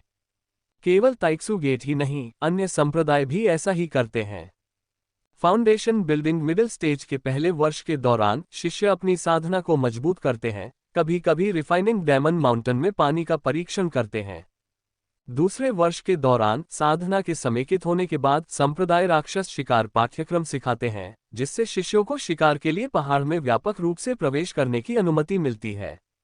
लेकिन मो हुआ का बैच विशेष था। भाई मो, जो कि फॉर्मेशन में निपुण थे, के नेतृत्व में शिष्यों को पहले से ही रिफाइनिंग डेमन माउंटेन में शिकार करने के लिए सैनिकृत किया गया था। संप्रदाय की योजनाओं में परिवर्तन नहीं हुआ। राक्षस शिकार सिखाने वाले बुजुर्ग ने नौकरी मिलने पर खुद को बेरोजगार पाया, क्योंकि सिखाने के लिए बहुत कुछ बचा नहीं था। उन्होंने जो सिखाया उससे ये शिष्य पहले से ही पूरी तरह परिचित थे, यहाँ तक कि वे राक्षसों को भी आसानी से मार देते थे। असहाय होकर उसे संप्रदाय के नेता को वापस रिपोर्ट करना पड़ा। ये फिर से मोहुआ है। ताइक्सू संप्रदाय के गुरु ने आह भरी। ये नाम वह समय समय पर सुनता है। अंततः एल्डर काउंसिल की चर्चा के बाद संप्रदाय नेता ने विशेष रूप से मंजूरी दी कि राक्षस शिकार पाठ्यक्रम की प्रगति को आगे बढ़ाया जाए, जिससे शिष्यों को सीधे सिद्धांत से अभ्यास में संक्रमण करने की अनुमति मिल सके और वे राक्षसों का शिकार करने के लिए रिफाइनिंग डेमन माउंटेन में प्रवेश कर सकें। राक्षस शिकार पाठ्यक्रम आमतौर पर पूरे दिन चलता है। इस प्रकार नियमित अवकाश के अलावा ताइक्सू संप्रदाय के अनुयायियों को प्रत्येक अवधि में शिकार के लिए शोधन दानव पर्वत पर रहने के लिए अतिरिक्त समय मिलता था। मो हुआ अब रिफाइनिंग डेमन माउंटेन में घर जैसा महसूस करता है। इसके अलावा उनका सामना ओयांग म्यू और लिंगू शियाओ से भी हुआ। ताइक्सू गेट और चोंडक्सू संप्रदाय के शिष्यों की राक्षस शिकार प्रगति उतनी तेज नहीं थी, लेकिन ये सुनने पर कि ताइक्सू गेट ने पहले ही शिष्यों को पहाड़ में बड़े पैमाने पर प्रवेश करने की अनुमति दे दी है, वे भी पीछे नहीं रहना चाहते थे, इसलिए उन्होंने जल्दी से प्रतिबंधों में ढील दे दी। 10,000 राक्षसों की घाटी की घटना के बाद से ये तीनों की पहली मुलाकात थी। ओयांग म्यू और लिंगू जियो मोहुआ के बेहद आभारी थे। आखिरकार 10,000 राक्षसों की घाटी में समूह ने एक साथ जीवन और मृत्यु का सामना किया, और अंततः यह महुआ ही था जिसने उन्हें बचाया, उन्हें सुरक्षित रूप से भागने की अनुमति दी, जिससे एक जीवन ऋण दोस्ती का प्रतीक बना। भाई मो, भविष्य में जो भी हो बेझिझक मुझे बताना, मैं जरूर करूंगा। ओयांग म्यू ने गंभीर चेहरे के साथ कहा। लिंगू जियाओ ने कहा, यहाँ भी वैसा ही है। मो हुआ ने उदारतापूर्वक हाथ हिलाते हुए कहा, ये बस एक छोटी सी बात है, इस पर ध्यान मत दीजिए। चूंकि अभी भी कक्षा का समय था, वे कभी कभार ही मिल पाते थे और संक्षिप्त बातचीत कर पाते थे, इसलिए ज्यादा कुछ कह नहीं पाते थे। लेकिन उनका रिश्ता और अधिक परिचित हो गया था। मो हुआ ने गुप्त रूप से ओयांग म्यू के साथ तलवार चलाने की कुछ जानकारियां साझा की, जो उसने स्वॉर्ड बोन से जबरन प्राप्त की थी, जिससे उसे गुप्त रूप से देखने और सीखने का मौका मिला, जिससे उसकी तलवार चलाने की कुशलता में वृद्धि हुई। ओयांग म्यू ने मोहुआ को ऐसे देखा जैसे वह उसका बड़ा भाई हो। जहां तक लिंगू जियाओ का सवाल है, मोहुआ ने सीधे और खुले तौर पर उसे जियाओ जियाओ कहना शुरू कर दिया। वह हमेशा से उसे इसी नाम से पुकारना चाहता था, लेकिन पहले से परिचित न होने के कारण वह सहज महसूस नहीं कर पा रहा था। लिंगू जियाओ थोड़ा नाराज था, संभवतः इसलिए क्योंकि यह नाम उनके एकाकी और अति ठंडे व्यक्तित्व से मेल नहीं खाता था। न ही यह भविष्य के महान तलवार साधक के आचरण के अनुकूल था, जो तलवार दाव के शिखर तक पहुंचने के लिए नियत था। लेकिन मोहुआ के कृतज्ञता के ऋण से प्रेरित होकर उसके पास अनिच्छा से इसे स्वीकार करने के अलावा कोई विकल्प नहीं था। इसके अलावा जैसे जैसे मोहुआ उसे पुकारता रहा, उसे इसकी आदत हो गई। निश्चित रूप से अब तक केवल मोहुआ ने ही उसे व्यक्तिगत रूप से जियो जियो कहने का साहस किया था। ये दो शब्द उसने केवल मोहुआ को ही कहने की अनुमति दी, किसी और को नहीं। आखिरकार मोहुआ ने उसकी जान बचाई थी, उसे दूसरों से अलग कर दिया था। ये वह मूल बात है जिसे वह एक अलग तलवार दाव प्रतिभा के रूप में सहन करने के लिए तैयार है, और यह उसकी हट का अंतिम अंश है। इसके अलावा एक और मुद्दा था जिसके बारे में मोहुआ अधिक चिंतित था। ब्रेक के दौरान रिफाइनिंग डेमन माउंटेन पर एक बड़े छायादार पेड़ के नीचे मोहुआ ने चारों ओर देखा, कोई और नहीं देखा, फिर फुसफुसाया, आप दोनों को 10,000 राक्षसों की घाटी में बंदी बना लिया गया है। क्या इसका मतलब यह है कि आपका संप्रदाय? मोहुआ ने रुककर अपनी आवाज को और भी धीमा कर लिया। क्या कोई गद्दार है? लिंग हक्सियाओ और ओयांग म्यू दोनों के भाव जटिल थे। एक क्षण बाद लिंग हक्सियाओ ने भी फुसफुसाते हुए कहा, एल्डर शांगगुआन ने मुझे दूसरों से इसका जिक्र न करने के लिए कहा था, लेकिन मोहुआ भी कोई बाहरी व्यक्ति नहीं था। इसके अलावा मोहुआ को 10,000 राक्षसों की घाटी के बारे में पहले से ही सब कुछ पता था। लिंग हक्सियाओ ने आगे कहा, एल्डर शांगगुआन को संदेह है कि संप्रदाय में कुछ शिष्य, यहाँ तक कि एल्डर भी हैं, जो अन्य संप्रदायों के साथ मिलकर हमारे शिष्यों की जानकारी बेचते हैं। उन्होंने कहा कि उन्होंने पहले ही पूर्वज को इसकी सूचना दे दी है, जो बहुत क्रोधित थे, और आशिंगवर्ड संप्रदाय आंतरिक रूप से एक गुप्त जांच करेगा, और मुझे चुप रहने के लिए कहा ताकि खबर लीक न हो। मोहुआ ने सिर हिलाया। वास्तविक स्थिति अभी भी अनिश्चित है। ये संभव है कि आशिंगवर्ड संप्रदाय के भीतर ऐसे गद्दार लोग हों जो व्यक्तिगत लाभ के लिए संप्रदाय को धोखा दे रहे हों। ये भी हो सकता है कि क्योंकि लिंग हक्सियाओ की प्रतिभा बहुत उत्कृष्ट थी, इसलिए कुछ पुराने स्कूल के बुजुर्गों ने ईर्ष्या और भय से लिंग हक्सियाओ की जानकारी बेच दी और दूसरों के हाथों से इस होनहार तलवार दाव प्रतिभा को हटाने की साजिश रची। यदि लिंग हक्सियाओ आगे बढ़ सके तो ये स्वाभाविक रूप से अशिंग शून्य संप्रदाय के लिए फायदेमंद होगा। लेकिन कभी कभी संप्रदाय के हित कुछ बुजुर्गों के हितों से मेल नहीं खाते। कुछ लोग केवल संप्रदाय से लाभ उठाना चाहते हैं। संप्रदाय का समृद्ध होना या न होना उनके लिए कोई मायने नहीं रखता। एक बार संप्रदाय का पतन हो जाए तो वे अपनी निष्ठा बदल लेते हैं तथा दूसरे प्रभाव का लाभ उठाते हैं। मोहुआ ने फिर से ओयांग म्यू की ओर देखा। ओयांग म्यू थोड़ा खोया हुआ लग रहा था। उस दिन मुझे सचमुच कुछ भी पता नहीं था। मैं शिष्य निवास में सामान्य रूप से साधना कर रहा था। मुझे थोड़ी नींद आ रही थी। मैंने झपकी ले ली और जब मैं उठा तो मैंने खुद को 10,000 राक्षसों की घाटी में पाया। क्या इससे पहले आप किसी संदिग्ध व्यक्ति के संपर्क में आए थे? मोहुआ ने पूछा। ओयांग म्यू ने एक क्षण सोचा, फिर अपना सिर हिलाया। क्या आपने कोई गोलियां ली? हाँ, ओयांग म्यू ने सिर हिलाया, लेकिन वे सभी गोलियां नियमित साधना के लिए उपयोग की जाती थीं, जैसे कि नींव निर्माण की गोलियां और आत्मा एकत्रीकरण की गोलियां। मोहुआ ने थोड़ा भौहें चढ़ाईं। अचानक उसे कुछ याद आया, क्या ये सभी गोलियां तुम्हारी थीं? कुछ मेरे थे और कुछ। ओयांग म्यू ने एक पल के लिए सोचा, अचानक चौंक गई। भाई माँ ने उन्हें मुझे दिया था। मो हुआ की निगाहें थोड़ी सख्त हो गईं। आशा के अनुसार उस दिन पहाड़ की तलहटी में उनका सामना ताया संप्रदाय के भाई माँ से हुआ, जो लिटिल वुड के साथ थे और दावा कर रहे थे कि वरिष्ठ भाई ओयांग फैंग ने उन्हें लिटिल वुड तक साधना की गोलियां, आध्यात्मिक कलाकृतियां और जेड स्लिप पहुंचाने का काम सौंपा है। उस समय उसने महसूस किया कि इस भाई माँ में दुष्ट क्यूई की एक अस्पष्ट हवा थी। शुरू में तो उन्होंने सोचा कि शायद ये गलती से उठा लिया गया होगा। अब ऐसा लग रहा था कि शायद भाई माँ को सचमुच कोई समस्या है। वे गोलियां कहाँ हैं? मो हुआ ने पूछा। मैंने वे सब अपने भाई को दे दिए। वरिष्ठ भाई फैंग। हाँ, ओयांग म्यू ने उत्तर दिया। जब मैं 10,000 राक्षसों की घाटी से लौटा तो मेरा भाई मेरे कमरे में आया और कुछ चीजें ये कहते हुए ले गया कि वह उन्हें जांचना चाहता है। मो हुआ ने सिर हिलाया। वरिष्ठ भाई फैंग परिपक्व और सतर्क थे, जाहिर है उन्होंने भी कुछ महसूस किया था। चूंकि मामला ऐसा ही था, इसलिए उनके लिए हस्तक्षेप करना अच्छा नहीं होगा। इसके अलावा ये ताई आ संप्रदाय और अशिंग शून्य संप्रदाय का आंतरिक मामला था, जिसका उससे कोई लेना देना नहीं था। वह ताइक्सु संप्रदाय का एक छोटा शिष्य था। आखिरकार वह ताई आ संप्रदाय या अशिंग शून्य संप्रदाय का कनिष्ठ भाई भी नहीं था। कक्षा के बाद शिष्य राक्षस शिकार पर जाने के लिए स्वतंत्र हैं। ओयांग म्यू का व्यवहार लकड़ी जैसा था, वह अपने साथियों से अच्छी तरह परिचित नहीं था। लिंग हक्सियाओ एकाकी स्वभाव का था तथा बहुत मिलनसार भी नहीं था। इसलिए ताई आ संप्रदाय और अशिंग वॉर्ड संप्रदाय के स्वर्गीय गौरव की यह प्रत्यक्ष वंशावली अंततः ताइक्सु संप्रदाय के शिष्यों के साथ अधिक घुल मिल गई। ताया संप्रदाय और अशिंग शून्य संप्रदाय के बुजुर्ग ये देखकर केवल असहाय होकर आहें भर सकते थे। कुछ दिनों बाद मो हुआ ने अप्रत्याशित रूप से रिफाइनिंग डेमन माउंटेन पर सोंग जियान का सामना किया। ये पहली बार था जब मो हुआ ने 10,000 राक्षसों की घाटी की घटना के बाद सोंग जियान को देखा था। सोंग जियान में ज्यादा बदलाव नहीं आया था। उसने सेवक गोल्ड सैक्ट का एक चमकदार ताओवादी रोब पहना हुआ था, जिसके साथ एक शानदार स्पिरिट तलवार थी। उसकी त्वचा गोरी थी, वह काफी सुंदर लड़का लग रहा था। जो बदल गया था वह उसके अनुयायी थे। हाल ही में सेवक गोल्ड संप्रदाय में स्थिति अशांत रही थी। 10,000 राक्षसों की घाटी में हुई घटना के बाद जिन परिवार को बाहर कर दिया गया, सोंग परिवार सत्ता में आया और उसने फेरबदल शुरू कर दिया। जिन परिवार के साधकों को दरकिनार कर दिया, सोंग परिवार के गुटों को समर्थन देकर धीरे धीरे सेवक गोल्ड संप्रदाय के भीतर प्रभाव पर नियंत्रण हासिल कर लिया। जिन परिवार का पतन हो गया और सोंग परिवार अब वह नहीं रहा जो पहले था। और सोंग जियान सोंग परिवार के मूल प्रत्यक्ष वंश और 10,000 राक्षसों की घाटी की अराजकता में एक मेधावी युवा शिष्य के रूप में स्वाभाविक रूप से भारी उपयोग प्राप्त किया।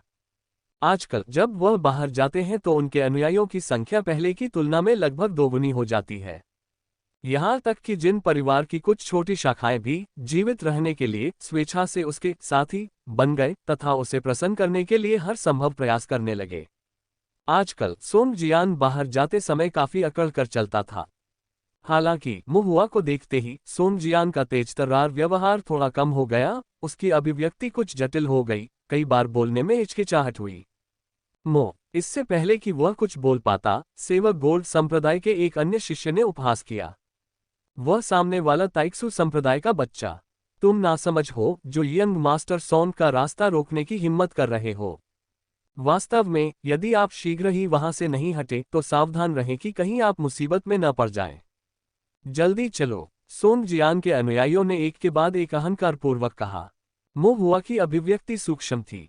ताइक्सु संप्रदाय ने 10,000 राक्षसों की घाटी को ध्वस्त कर दिया, जिससे जिन परिवार को सत्ता से बाहर होना पड़ा और सोंग परिवार को आगे बढ़ने का मौका मिला। फिर भी ताइक्सु संप्रदाय के प्रति सोंग परिवार का रवैया जिन परिवार से बहुत अलग नहीं था। ये स्थिति न केवल सेवक गोल्ड संप्रदाय के उच्च स्तर के लोगों के साथ थी, बल्कि नीचे के शिष्यों के साथ भी यही स्थिति थी। इसके अलावा उन्होंने मनमाने ढंग से रिफाइनिंग डेमन माउंटेन में परेशानी पैदा की, लापरवाही से परेशानी को बढ़ावा दिया और लगभग सभी को ताइक्सु संप्रदाय के शिष्यों द्वारा पीटा गया, जो मो हुआ द्वारा संरचनाओं के साथ दांतों तक सशस्त्र थे। इस प्रकार ताइक्सु संप्रदाय के प्रति गहरी शत्रुता को बढ़ावा दिया। मो हुआ को ताइक्सु गेट ताओवादी रोब में देखकर उन्होंने स्वाभाविक रूप से उसे शत्रुता से देखा। लेकिन वे नहीं जानते थे कि मो हुआ कौन था। मो हुआ पर्दे के पीछे छिप गया, मुश्किल से खुद को दिखा पाया। इसलिए सेवक गोल्ड संप्रदाय के इन शिष्यों को यह एहसास नहीं हुआ कि ताइक्सू गेट पर छिपा हुआ हाथ, जिसने उन्हें परेशानी दी थी, उनके सामने ये छोटा साधक था। उनसे मिलते ही उन्होंने मान लिया कि मोहुआ ताइक्सू गेट का एक कनिष्ठ शिष्य है और उस पर चिल्लाने लगे। मोहुआ का स्वभाव भी उतना नर्म नहीं था। जहां तक सेवक गोल्ड सेक्ट के शिष्यों का प्रश्न है, ऐसा नहीं था कि उसने उन्हें पहले नहीं हराया था। जब वह इस बात पर विचार कर रहा था कि क्या किसी को बुलाकर इन अनजान सेवक गोल्ड संप्रदाय के अनुयायियों को सबक सिखाया जाए, सोंग जियान ने अचानक कहा, मोहुआ। उसने तलवार निकाली, मोहुआ की ओर तान दी और ठंडे व्यंग्य से कहा, उस समय तुमने मुझे अपमानित किया और उस तलवार के भ्रूण को नष्ट कर दिया जिसे मैंने 18 वर्षों तक अपने जादुई खजाने को गढ़ने के लिए पोषित किया था। मुझे ये स्पष्ट रूप से याद है और आज मैं इस एक तलवार की शिकायत का निपटारा करूंगा। आसपास के नौकरों ने शोर मचाना शुरू कर दिया। ऐसे छोटे बच्चों से निपटने के लिए युवा मास्टर को व्यक्तिगत रूप से क्यों हस्तक्षेप करना चाहिए? मुझे उसे अपनी तलवार से काटने के लिए बस एक हल्का सा प्रयास करना होगा। ऐसे ताइक्सू गेट का चरा, मैं उन्हें आसानी से कुचल सकता हूं। मैं यंग मास्टर की सेवा करने और इस वन स्वॉर्ड की दुश्मनी का बदला लेने के लिए तैयार हूं। युवा मास्टर, मैं आगे बढ़ने को तैयार हूं। सोंग जियान की निगाहें बर्फीली थीं। तुम्हें मेरी शिकायतों में हस्तक्षेप करने का अधिकार कहां से मिला? नौकरों के समूह ने फिर कहा, हाँ युवा मास्टर, जो कह रहे हैं वह सच है। ये बदमाश निश्चित रूप से यंग मास्टर सोन का मुकाबला नहीं कर सकता। अप्रत्याशित रूप से ये चापलूसी पैर की उंगलियों पर कदम रखा। सोंग जियान का चेहरा शर्म और गुस्से से थोड़ा लाल हो गया। चुप रहो। हाँ हाँ, समूह ने प्रतिध्वनित किया। सोंग जियान ने कहा, तुम यही रहो, मैं। सोंग जियान ने मोहुआ की ओर देखा, उसका स्वर थोड़ा अस्वाभाविक था। इस बदमाश के साथ भिड़ंत होगी और फिर संप्रदाय में वापस चला जाएगा। जैसा आपका आदेश हो, भीड़ ने एक स्वर में कहा। सोंग जियान ने चारों ओर देखा, फिर अपनी तलवार को एक छोटे से उपवन की ओर इशारा किया और मोहुआ से ठंडे स्वर में कहा, मैं सम्मान के बिना जीतना नहीं चाहता, इसलिए इस पहाड़ी जंगल में तुम और मैं बिना किसी हस्तक्षेप के मौत तक एक एक द्वंद्व युद्ध करेंगे। मोहुआ ने थोड़ा सिर हिलाया, ठीक है। फिर वे दोनों एक आगे और एक पीछे जंगल में घुस गए। सोंग जियान के आदेशों का पालन करते हुए सेवक गोल्ड सेक्ट समूह बाहर ही रहा, लेकिन वे एक दूसरे को देखकर हैरान थे। किसी ने भौहें चढ़ाईं और कहा, युवा मास्टर ऐसा करने की जहमत क्यों उठा रहे हैं? अगर कोई दुश्मनी है तो हम सब मिलकर ऊपर क्यों नहीं जाते और इस बच्चे को नीचे क्यों नहीं ले आते? वास्तव में, किसी ने व्यंग्य किया, इसीलिए मैं कहता हूं कि यंग मास्टर सोंग मूर्ख है। सोंग जियान की अनुपस्थिति में उनमें से कुछ का सम्मान कम हो गया और वे अधिक अभिमानी हो गए। वे सोंग जियान की हैसियत से चिपके हुए थे, न कि सोंग जियान से। व्यक्तिगत क्षमता के संदर्भ में उन्हें लगा कि वे सोंग जियान से कमतर नहीं थे, केवल उनके जन्म में कमी थी। ये भी हो सकता है। एक और शिष्य मुस्कुराया और बोला, युवा मास्टर सोंग हारने से, खुद को बदनाम करने से डरता है, इसलिए उसने प्रतिस्पर्धा करने के लिए लोगों की नजरों से दूर एक जगह चुनी। अगर वह उस बदमाश से हार भी गया तो भी लोगों के सामने उसकी इज्जत नहीं गिरेगी। युवा मास्टर सोंग, क्या वह सचमुच हार सकता है? उस बदमाश से हार गए? क्यों नहीं? जो भी हो, ये संभव नहीं होना चाहिए। उस लड़के की रक्तक्यूई और आध्यात्मिक शक्ति बहुत कमजोर है। अगर युवा मास्टर हार गया तो ये बहुत दयनीय होगा। सभी लोग खिलखिलाकर हंस पड़े। पहाड़ी जंगल में सोंग जियान एक एकांत स्थान पर गया, अपनी तलवार म्यान में रखी, बैठने के लिए एक बड़ा पत्थर ढूंढा और आह भरी। मोहुआ थोड़ा हैरान हुआ, क्या तुम लड़ने वाले नहीं हो? सोंग जियान ने अवाक होकर कहा, मैं तुम्हें वैसे भी नहीं हरा सकता था, मैं कैसे लड़ सकता था? इससे पहले उसके दिल में अभी भी कुछ अहंकार था। वह सोचता था कि अपनी ताकत से वह मोहुआ को हरा सकता है और अपनी सेवेर गोल्ड स्वॉर्ड का बदला ले सकता है, जिसे मोहुआ ने पहचान से परे यातना दी थी। लेकिन 10,000 राक्षसों की घाटी से लौटने के बाद उन्होंने इस धारणा को पूरी तरह से दूर कर दिया। अपराजय, पुनर्तः अपराजय। लड़ाई की तो बात ही छोड़िए, अगर वह सचमुच लड़ाई में पड़ गया तो उसे ये भी पता नहीं चलेगा कि मोहुआ कहाँ है। इसके अलावा 10,000 राक्षसों की घाटी में मोहुआ ने उसकी जान भी बचाई। सोंग जियान एक पल के लिए हिचकिचाया, अंततः गहरी सांस ली और लगभग अस्पष्ट आवाज में कहा, थैंक यू। मोहुआ ने पूछा, क्या? सोंग जियान ने गुस्से और शर्म से कहा, धन्यवाद। ओह। मोहुआ ने सिर हिलाया। तो तुम 10,000 राक्षसों की घाटी में अपनी जान बचाने के लिए मुझे धन्यवाद देने मेरे पास आए थे? मो हुआ ने पूछा। की तरह सोंग जियान के बोलने के बाद उसकी अभिव्यक्ति बदल गई और वह फिर से चुप हो गया। मो हुआ ने देखा, उसकी नजर थोड़ी सी घूम गई और उसने उत्सुकता से पूछा, क्या तुम्हारे मन में कुछ है? नहीं, सोंग जियान ने कठोर चेहरे से कहा। मो हुआ को स्वाभाविक रूप से उस पर विश्वास नहीं हुआ। अगर आपके मन में कुछ है तो आप उसे मुझसे साझा कर सकते हैं। मैं आपकी मदद तो नहीं कर सकता, लेकिन मैं आपको कुछ सलाह जरूर दे सकता हूं।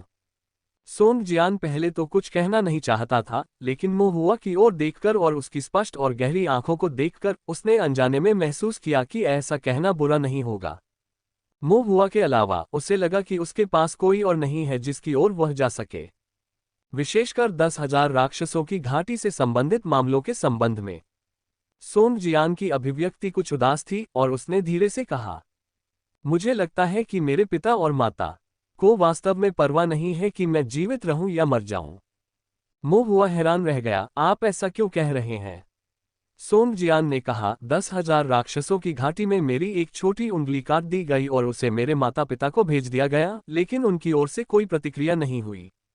जिन गुई ने कहा कि मेरे माता पिता फायदे और नुकसान पर विचार कर रहे थे, मुझे बचाने के बारे में सोच रहे थे, और अगर कीमत बहुत ज्यादा हुई तो वे मुझे मर जाने देंगे। वे कुछ आंसू बहाएंगे, लेकिन इससे कोई फर्क नहीं पड़ेगा। आखिरकार सोंग परिवार में सिर्फ मैं ही बेटा नहीं हूं। शुरू में मुझे जिन गुई की बात पर विश्वास नहीं हुआ, लेकिन जब मैं 10,000 राक्षसों की घाटी से लौटा तो मैंने पाया कि मेरे माता पिता बहुत खुश थे, लेकिन उतने खुश नहीं थे जितना मैंने सोचा था। उन्हें पहले ही पता चल गया था कि मैं 10,000 राक्षसों की घाटी में फंस गया हूं, लेकिन उन्होंने कोई कार्रवाई नहीं की। यहां तक कि सोन परिवार के बुजुर्गों को भी पता था, लेकिन लगता है कि काफी सोच विचार के बाद उन्होंने मुझे यूं ही छोड़ देने की योजना बनाई। सोंग जियान का चेहरा गंभीर था। एक त्यागे हुए मोहरे की तरह व्यवहार किया गया। त्यागा हुआ मोहरा? मो हुआ कुछ आश्चर्यचकित हुआ। हाँ, सोंग जियान ने धीरे से कहा, वे कुछ साजिश रच रहे हैं, यहां तक कि मेरे माता पिता को भी इससे कुछ लाभ हुआ है, इसलिए उन्हें मेरे जीवन या मृत्यु की ज्यादा परवाह नहीं है। मेरा जीवित वापस आना उन्हें एक अप्रत्याशित खुशी लग रही थी, यहां तक कि सोंग जियान की निगाहें बर्फ सी ठंडी थीं। मैं तो मानो मुफ्त उपहार हूं। मो हुआ ने भौहें चढ़ाईं। उन परिवारों में ब्याज पर आधारित क्रूरता और उदासीनता के बारे में उसने बहुत पहले ही सुन लिया था, लेकिन सोंग जियान के साथ ऐसी घटना घटेगी, इसकी उसने पहले कभी कल्पना भी नहीं की थी। तुम्हारे कितने भाई हैं? मो हुआ ने पूछा। 2 बड़े भाई, सोंग जियान ने कहा। मैं सबसे छोटा हूं, लेकिन मेरी प्रतिभा मेरे दोनों भाइयों जितनी अच्छी नहीं है, मेरी साधना उनकी तरह परिश्रमी नहीं है, और मैं काम करने में उनकी तरह निर्दयी नहीं हूं। सोंग जियान ने जंगल के बाहर की ओर इशारा करते हुए कहा, इसके अलावा मैं आसानी से भीड़ को इकट्ठा नहीं कर सकता। अब चूंकि सोन परिवार का प्रभाव बढ़ रहा है, मेरे आसपास और भी लोग हैं, मैं उन्हें भगा नहीं सकता, लेकिन सच तो यह है कि मैं जानता हूं कि वे अपने दिल में मुझे नीची निगाह से देखते हैं। इन चीजों के बारे में वह पहले आराम से रहता था और कभी सोचता भी नहीं था, लेकिन 10,000 राक्षसों की घाटी में एक बार चाकू की धार पर चलने के बाद इन समस्याओं को स्पष्ट रूप से देखना स्वाभाविक रूप से अपरिहार्य हो गया। इस दुनिया में कोई भी विश्वसनीय नहीं है। संप्रदाय अविश्वसनीय है, परिवार अविश्वसनीय है, माता पिता अविश्वसनीय हैं, भाई अविश्वसनीय हैं, और उन अनुयायियों की तो बात ही छोड़ दीजिए। सोंग जियान की अभिव्यक्ति कुछ हद तक चकित थी। मो हुआ ने एक पल सोचा, फिर सोंग जियान के कंधे पर थपथपाया, तो आप केवल अपने आप पर भरोसा कर सकते हैं। सोंग जियान की अभिव्यक्ति उदासीन थी। मुझे पता है कि मुझे खुद पर भरोसा करना होगा, लेकिन मैं खुद पर भी भरोसा नहीं कर सकता। ये ठीक है, मो हुआ ने उदारता से कहा, मैं आपकी मदद करूंगा। सोंग जियान ने चुपचाप मो हुआ को देखा, उसे लगा कि शब्दों में कुछ गड़बड़ है। मधुमेह हमेशा के लिए ठीक हो जाएगा। सोने से पहले करें ये काम। इंसुलक्स डायबिटिक। आप ताइक्सू गेट के शिष्य हैं और सेवक गोल्ड संप्रदाय के शिष्य के रूप में मेरी मदद करने के लिए आपका कोई पारिवारिक संबंध या कारण नहीं है। मो हुआ ने तब कहा, क्या मैंने तुम्हें नहीं बचाया? सोंग जियान ने सिर हिलाया, कुछ कुछ। क्या आप यह नहीं कहेंगे कि हमारे बीच जीवन मरण का रिश्ता है? ठीक है, कुछ कुछ, सोंग जियान ने झिझकते हुए कहा। तो फिर मोहुआ ने कहा, महान दाव एक लंबी यात्रा है, ऊपर नीचे की खोज, निश्चित रूप से यह एक बहुत लंबी प्रक्रिया है।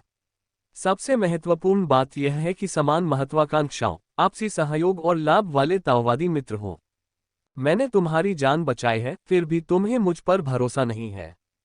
सोंग जियान थोड़ा हिचकिचाया, लेकिन आखिरकार हमारे रुख अलग हैं। क्या रुख? विभिन्न संप्रदाय, इससे तुम्हारा क्या लेना देना है? मोहुआ ने असमंजस भरे चेहरे के साथ कहा, तुम सेवक गोल्ड संप्रदाय के संप्रदाय प्रमुख नहीं हो, बस एक नियमित शिष्य हो, इसकी चिंता क्यों करते हो?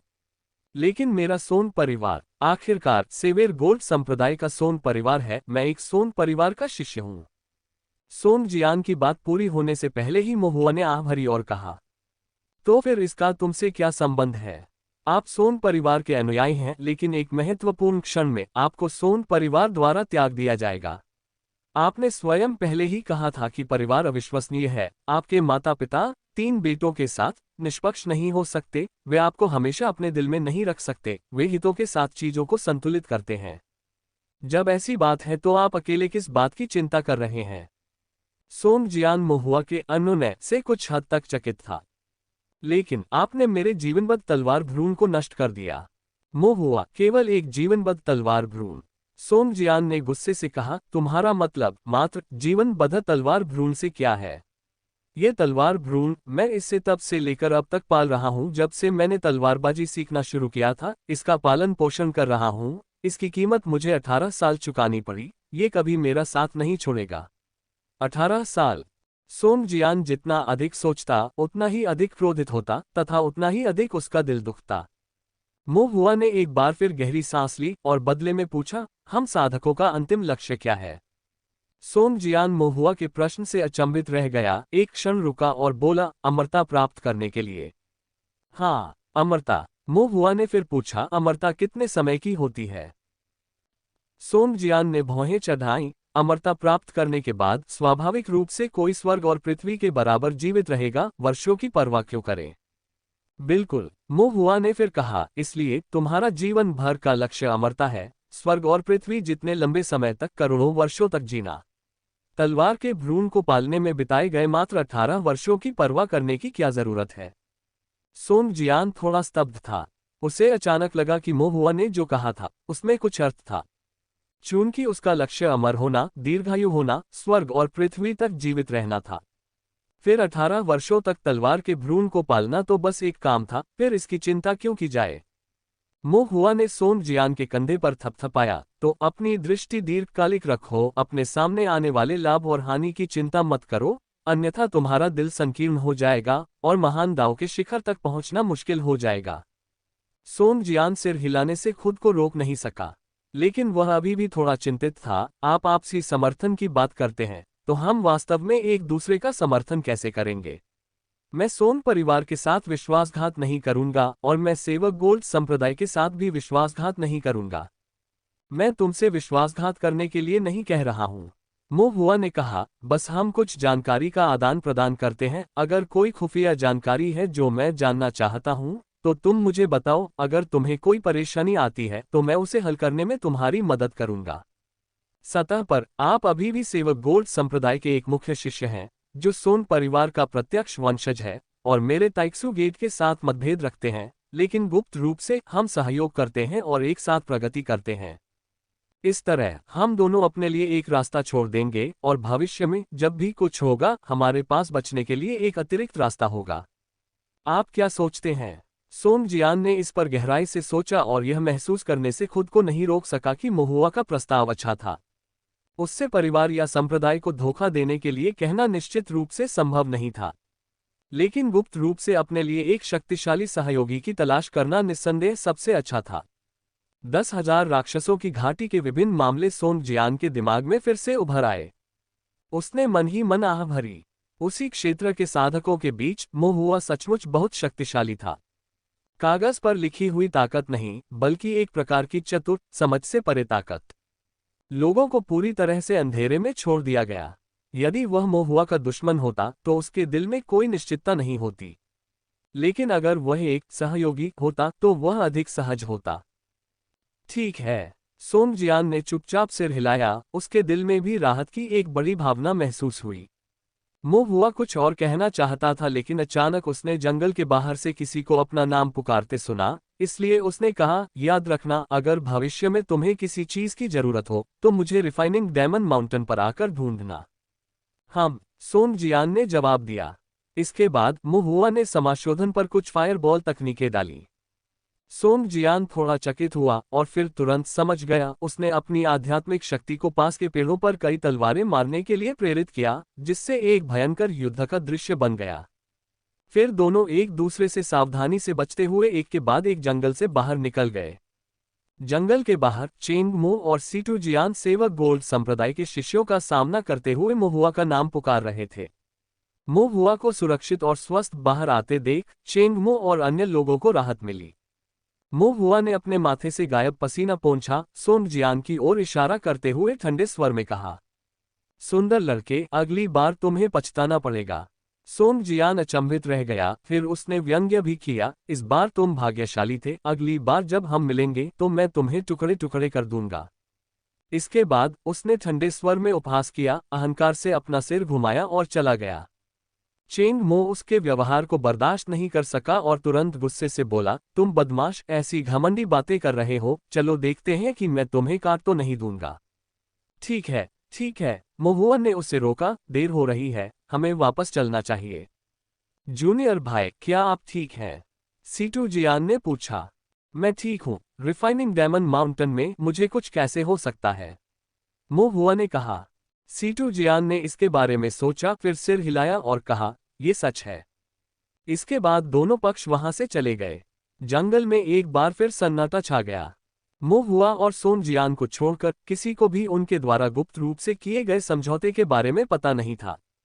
और क्योंकि यह सांप्रदायिक एक पाठ अवधि के दौरान हुआ था, एल्डर जून जियू मो हुआ पर नजर नहीं रख रहे थे, इसलिए उन्हें इसके बारे में कुछ भी पता नहीं था।